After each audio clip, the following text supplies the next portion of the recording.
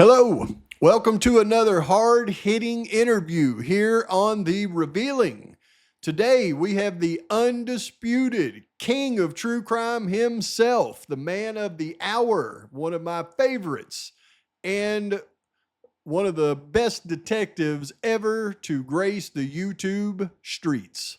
And that is none other than the man, Drip Drop. Welcome him to The Revealing. So Drip Drop, I got to ask you, man, with this new plea agreement where Koberger pled guilty, I mean, it left all those questions that we have unanswered. I mean, what are your thoughts? Were your questions answered in this case? We have questions, important questions. In the interest of truth, justice, and transparency, we need to know the answers to these questions. Man, do we ever. And when you think about everything that's transpired here in the last week or so, I mean, what are some of the first questions that come to your mind? If you haven't even extracted information from his alleged sick mind. So where's the K-bar? Why would you spare the alleged perpetrator's life if you don't even have the passing away weapon? I couldn't agree more, man. I mean, that should be the first question on everybody's mind out there is, how could they do this without at least extracting that information to give the public, some sense of, that any of this is above board. But without that, we know this is all just a big farce. And what other questions? Where's the alleged KILL kit? Haven't you wondered these things? Oh, I have, man. I mean, give me a break. We heard Mr. G tell us it was a kit forever. We just heard Thompson in the hearing call it a container of sorts. Yet we've all seen the documents from Dylan's statement where she clearly said that the guy was holding a handheld vacuum cleaner. So what is the truth? I mean, we've got to know the answers to these questions, don't we? And that is what they took from us in a trial, ladies and gentlemen. Basic knowledge, basic information. Exactly. And explain to me how all of these people out there that have followed this case are just accepting this. I mean, they're just accepting this as how it's going to end. I mean, can you explain that? A lot of people have jumped ship in this case. They want to go with the popular opinion. They're afraid of backlash. The consequences of pursuing the truth. I couldn't agree with you more, man. We got to get to the truth. And I will not accept these mainstream morons and minions out there that keep trying to bring back up the sexual motivation and the incel crap when the prosecution never stated. In fact, they went against it. They said that, this crime was not sexual in nature in any way. So, I mean, what is the real truth in this case? What are they trying to tell us? We heard the prosecutor say that the motive was not sex. So what was the motive? To commit a crime this heinous? You need a motive. Exactly. And they've never once even come close to expressing a motive for Brian Koberger. And then we've got the work of, like Mark B finding the green Elantra and everything that goes along with that. I mean, how do they expect us to just forget all of that? Drip Drop? We're all supposed to just pretend we didn't see those videos and we don't have that knowledge? The black and white security camera made the car that was green look white. Allegedly. We saw the little crumpled up license plate on the bumper. Exactly. And it's people like you and True Crime Design who are the heroes of true crime that inspired me to throw my hat in this ring. And then all the wonderful people I've worked with along the way, like, Bubbly Waters and Truth and Transparency and all those other amazing people out there that continue to open eyes on this case, harsh reality. And it just seems like we've all put so much time and effort into this thing. I mean, I hope it doesn't stop, because it sure is going to take the entire community to get to the bottom of this. Yeah, we're all involved. We've spent a lot of our time investigating this case. Well, I sure hope it doesn't stop, because it's investigators like you and the many other wonderful people on YouTube that's going to bring this thing to a real end and give truth to the world. And I know I'm not going to stop, so I sure hope y'all don't. We can't let Pavarotti investigate this case all by himself. I show you how deep the rabbit hole goes. Like you, be strong to hold the powers of the sun.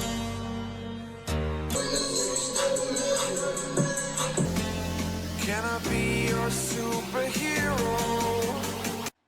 Hello, welcome to The Revealing. I'm your host, Pavarotti, and I'm here to discuss the Idaho 4 case. And there's a link in the description of this video to Drip Drop's new video. I was really happy to hear that he's going to continue working on this case, and everybody else out there that continues to work on it. I believe it is very necessary for all of us to put all of our efforts into it, or else the truth will never be revealed. And we cannot let the truth just get buried in this case. We all have to know. And I've been watching the landscape here the last few days. I mean, there's so much speculation and content out there on this case by people that, like we said, just continue to follow that mainstream moron narrative of, you know, this is how it's supposed to end. We knew it all along crap. Yeah, right. I'll admit, when I first heard Kohberger admit to the charges, I was madder than a wet hen. I mean, I was mad at everything, all the situations around this. I was mad at him. I was mad at Ann Taylor. I was mad at the case. I was mad at everything. And it took me a minute to step back and just look at the landscape and look at everything that I've looked at over time and come back to my senses. Well, now that I'm back to my senses, the things that I continue to look at that just doesn't add up continue to not add up. And what we're going to look at in this video is a couple of interviews that have been done in the last few days, interviews that I pay close attention to. Anytime that I hear people like Mr. G speak or people like his attorney speak, I pay close attention. And yes, I apologize to Mr. G, and I meant it. And Mr. G, I can tell you that if you do to get the discovery on this case, I sure hope you expose it to the world, because that is the only way we're ever going to get to the bottom of what really happened in this thing. So first, we're going to listen to a little bit of an interview from Shannon Gray, Steve's attorney, and see what we can extrapolate from that. Then we'll listen to the man of the hour himself. But first, let's go to Shannon. Which is, what will Kaylee's family say at sentencing? We all know that victims have some rights, right? Victim impact statements. I'd like to bring in someone who can help us answer that question. Attorney Shannon Gray, who represents the family of victim Kaylee Gonzalez. Shannon, thank you so much for joining us. We really do appreciate it. I know everyone's been trying to get a piece of you in the last few days, so we appreciate your time tonight. First, let the folks at home know how the Gonzalez family is doing after this shocking turn of events. Well, it was a hard day for him. You know, Christy told me that it was probably one of the second hardest day of the whole time that they've been involved in this. The first was finding. And see, this is where I start aligning with Steve G as much as possible, because between him and apparently Xana's dad, those are the only two that are outraged about this entire situation. So they wanted this to go to trial. Now, you may think that they wanted it to go to trial just strictly because they wanted the DP for Kohberger.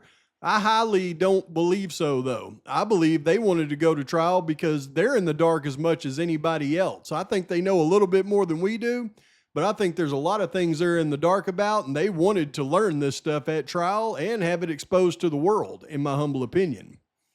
Out that Kaylee had been murdered, and then the other day for the pleading. You know, it was not only that the the deal that was struck really didn't get a lot of victims' input at all, if not any. But it was also the process, the way that they did it, which was so brash and unprofessional. Getting an email about the offer, talking to us a little bit about it on Friday, and then rushing to do the plea, a day and a half later. So the whole process really put a bad taste in everybody's mouth, and really a horrible ending to this over 2-year process, what they've been going through, this kind of hell that they've been going through. So not a good day. Also, I'd like to point out that the news on this was broke by Brian Enton because of the email that was sent to the family members in this case.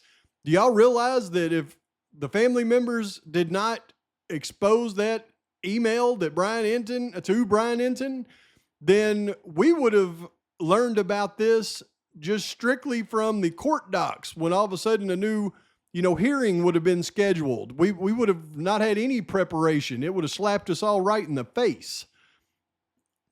Is there a sense that they have not been treated fairly?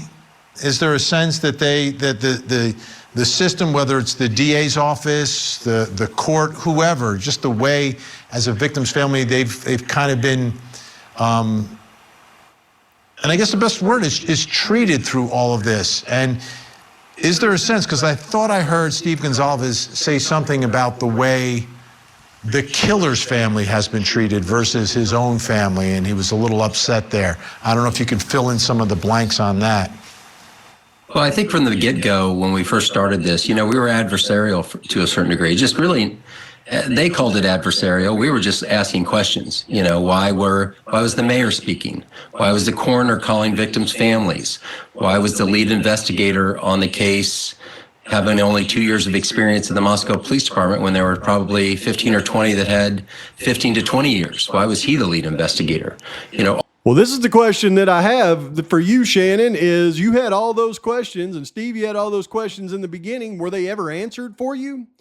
I mean, Brett Payne, why was he the lead investigator in the case? And not only did he only have 2 years experience, he was 3 foot tall. Have you ever seen a lead detective in any case that was 3 foot tall? I mean, have you all seen the actual videos of Brett Payne standing next to normal sized people? This guy is a fragment of a man. I mean, how could they have made him the lead investigator? Did y'all ever get these questions answered? Is my question to you. All of these questions that we're just kind of asking to get some answers to, they found adversarial at the beginning. And so, that kind of set the stage, and they've been that way almost the entire time. It's pulling teeth to get information. We've probably found out more information in the last 6 months with the motions that have been filed and some of those memorandums and those affidavits and those things that are open and have provided some factual evidence over the last 6 months than we've known for the last, almost 2 years. So when it comes to the sentencing, how many members of the family do you believe will be permitted to speak or will speak? I don't know. I mean, it's really, obviously for Judge Hippler, even though the sentence is probably what the sentence is going to be, I don't see him minimizing it in any way or going lower. But under the statute, the victims only certain close family members, immediate family members can give victim impact statements. I don't know if Judge Hippler is going to allow everybody to do it or just a few. And I'm not sure which ones will be showing up for the sentencing. I think it's something that the family has to discuss.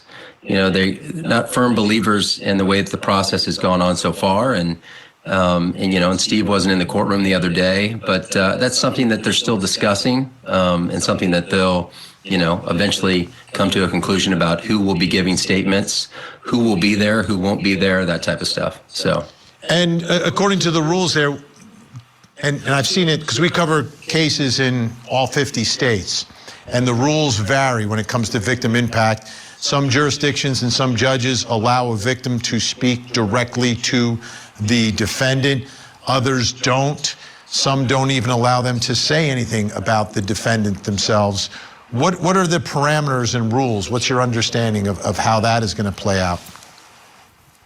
Well, really, it's up to the judge, to make those decisions. But I suspect the judge will allow the witnesses or the victims' families to make really any statement that they want. The witnesses. Now, do we honestly believe that the witnesses are going to show up for this hearing? Y'all really believe Dylan and Bethany are going to show up? I think Bethany's scared to even go into Idaho. There hasn't been any inkling or any information from the court or from the Lady Hawk prosecutor's office that has limited us in what we can say for the victim statements or things like that. That may come along in the next week or so, but right now, I think that they can pretty much say whatever they want, and I'm sure they will. Are there lingering questions that the family has about what happened here? That is the question. Thank you for asking that one there, Vinny. Let's hear the answer to this. Well, so many questions. I think in the statement that the family put out the other day, it's really there's no answers really to anything. We had a meeting when we had the meeting on the last Friday with the Latah County Prosecutor's Office. One of the things that we asked for was a meeting after the sentencing to try to see if we can get some additional information about what was going on. We also requested, a copy of the discovery. Whoa, they requested a copy of the discovery. So they're going to try to hold back discovery in this case, but it looks to me like if anybody had access to the discovery, it would be the G's, and let's hope that they do get it. And G family, dump that stuff out there for everybody to see. If you want real truth to come out, you can't go through it yourself. Dump it out there on the community. And some of it will probably obviously have to be redacted, but a copy of that discovery. And that's something that they said that they would do for us because, like I told the family, we don't want to have to wait for 3 or 4 years of public records requests to get all the discovery and the investigation in this case. We want to be able to see it. And that provides closure, that provides answers. And being able to speak to some of the investigators and ask them questions about things will provide a little bit of closure because, saying I'm guilty and agreeing that there are sufficient facts, to commit that are for the crimes or the charges that were there is not enough for the family. Yeah. That right there tells us, folks, that even the family, even Shannon Gray right there, does not believe the state's case. They want the discovery, they want to go through it, and they want to see the facts for themselves. And I hope that they'll allow us to go through and assist them in that process. They probably won't because of the way we vilified them, but it would sure be nice if they did because we all care about this case and we all need closure. It seems only right. I mean, at a minimum, because there's not going to be a trial. You're not, during a trial, you often learn things, and unfortunately, a lot of times families learn things for the first time during the trial. That's not going to happen. The factual basis provided very little information in court the other day, so it seems they should get that information. I wanted to get your reaction to one other thing that happened the other day.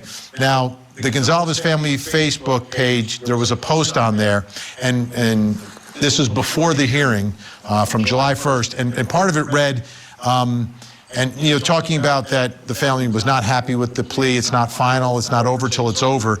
And then there were a couple of sentences here. If you feel called or moved to try to make a difference, please contact the Ada County Courthouse to express your thoughts or feelings. The number available online, and then the number was given. And then before things even started in court, the judge seemed to address that. I want to take a quick listen to that. We've already heard it. And the fact that everybody was praising Hippler on the Kohberger is guilty side, including the families of the victims this entire time. And then when this happens, they realize what they're really dealing with. It had to feel like a stab in the back to them. But now we're going to go listen to what Mr. G had to say. And then I'm going to point out something that somebody else said that I think is very interesting. I feel like we worked our tails off for 2.5 years for a certain moment for our time in court.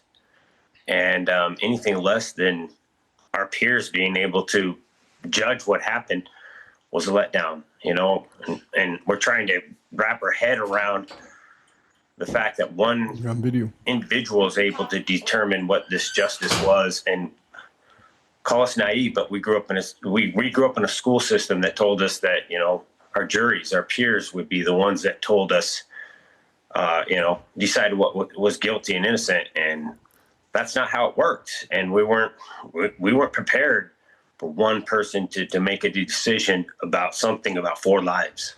So I think it's interesting to note right there. What he said was it's up to our peers to determine guilty or innocent. Not just it's up to our peers to determine the sentence once somebody is found guilty or innocent. So I think the words that Steve is starting to express really says a lot. And Steve, what do you think about the fact that Koberger will now face prison and not the death penalty? It's pathetic because in America, prison's daycare. It's daycare for adults. And my daughter deserves everything that I can give her, every bit of rage and power and everything that I could do to fight for her, I was doing. And I reached this one individual who made a decision without our input. And for me to stand silent and accept that is not who I am. That's not what this family is. We fight for our children. I mean, we're literally talking about life and death. And that's why I didn't want to be this guy. I didn't want to fight. I didn't want to do all this stuff, but I have no choice. I am who I am. I said, if you don't give my daughter the most respect, the most justice, then I can't support that. And that's all I've done. Steve, did you and the families know that they were going to offer this plea deal? Because you've waited 3 years. Like you say, you've been working really hard for this chance in court, and really seems like it's come out of left field for you. It was out of left field. There's something going on about silencing. Everything was sealed. Everything. I mean, the gag order. Why are we doing a gag order? He pleaded guilty. We're still doing a gag order. So no, we found on Friday they said that they might. See right there, it's Steve doesn't want the gag order out there. He's mad about the gag order. He wants the real information to come out. So I'm with you on that, Steve. Might be looking at the possibility of pleading, and then by Sunday it was already done. And then they told us there's no way for us to even change the date. We've been trying to push back because my daughter's about to go to college, and we're trying to juggle these things. Like, I'm trying to send her to college and still go to court at the same time. And they don't seem very interested in working with us at all. Yeah. And that's that same prosecutor that you've been working with since day one, old Bill Thompson. And when he's talking about one individual, make no mistake, he is talking about Bill. I'm so sorry, Steve, for the loss of your beautiful daughter. Does it also really feel even more painful, the fact that you won't get closure on it and you won't get answers? It's worse than closure, people. What's going on is, without him saying he's the sole person responsible for this, he can portray this victimization of himself. He can make a book. His sister's already been working with a professor that helped educate him to become a killer. She's going to make a book. They're going to put some of those proceedings on his prison books. So we're just living this nightmare over and over. And some of the families, I get it. They were just trying to get out of this nightmare, which I want to be done with it as well. But there's a right way to do it, and then there's a wrong way. And right now, we've been sold out. We've been sold out in America. And for me to pretend like this is justice is it's beyond me. I can't do that. I can't wake up in the morning and be the same person that I am and not say that this is right or this is wrong. I'm going to stand up, and thank God for media. Thank God for people like you guys who can say, hey, if not everybody's on board, let's talk about it. Let's hash this out. Let's get to some kind of agreement. So, I mean, they tried everything to keep me from talking to the media. And that's one reason why they were upset with me, was just because I was going to talk to the media. And I said, you know what, I'm going to talk to the media because they've been more fair to me than you guys have. So here I am, and we're at the end. But, you know, I think. Well, of course, all the talk to the media, you know, you did kind of push the Kohberger is guilty one-off narrative, and I don't think that actually helped in the case. But one thing I do want to point out, and it was in another news report, they were talking about as Ms. Gonzalez was leaving the courthouse the other day, on the back of her car was written, "Justice for Kaylee, Maddie, and Xana," and Ethan was not on that window. So that tells me, looking at the landscape of things, that because Ethan's parents were advocating for this thing to be over, that seems to be a separation that's happened between the families in this. I don't think the Mogans he's that upset with, but for some reason I think he's upset with the Chapins. So at this stage of the game, they've got a guilty plea. They're about to have sentencing. There is no reason to continue to hide all of the evidence in this case. Release it. We have got to know. Release the 1112 King Road video. Release the missing 35 minutes of that Linda Lane video. Release it all. Let us see it for ourselves. Let us view it with our own eyes so we can determine what happened. The people out there that are still making these ridiculous claims, like, for example, I was listening to Fixler and the other guy last night, going through that animation video that Dateline had the girl make. It was a very good animation video. The conclusions in that video and the other information that they've tried to come out with, though, just doesn't make any sense. For example, whenever they talk about, like in that video, the little animation video, they follow the Dateline narrative that Xana went upstairs and caught Kohberger in the midst of him committing the atrocity, and then he injured Xana and followed her downstairs, I guess all the way back to her bedroom, and that doesn't make any sense. And the evidence that they tried to cite for that was they found blood upstairs in the hallway. So that must mean that she was injured upstairs and ran back downstairs. Well, see, I hear that and I go, wait a minute, that doesn't mean that. That tells me that if they found blood from Xana upstairs, that Xana didn't go upstairs and get injured, then run back downstairs. If they found blood upstairs from Xana, that tells me that Xana and Ethan were the first to be unalived in the event. And then blood from Xana would have been spilled as the unalivers went upstairs. That's what that would tell me. And then it really made me start thinking, because I know once they released that 1112 sound footage of the thud and the whimpers and Murphy starting to bark, and y'all know that in my videos, I broke that down. I broke it down by the second, and it started with the whimpers, and then it was almost 10 seconds later that you heard the thud. And then it was almost 15 seconds later that Murphy actually started barking. Well, now, if what they said in the Dateline, what the young lady that made the animation said is true, that they found evidence of Xana's blood upstairs, and then I listened to the way that the sound actually played out with the whimper, the thud, and then Murphy barking, well, then that makes me begin to think that maybe I've looked at this thing wrong for a long time, and Xana and Ethan may have been the first ones unalived, and that's why Murphy would start barking after that, like almost 20 seconds after that. That means they would have left Xana's room and gone upstairs. And if they found evidence of blood from Xana upstairs, that would be the only way that I could see that happening. So I'm going to dive back in and look at that even closer. But we need the information. This thing isn't going away. We're going to keep the pressure on, and I hope everybody out there is in agreement that the pressure needs to stay on until we get the information. Please like and subscribe to the channel. Post your comments, thoughts, criticisms. And until next time, Pavarotti is out.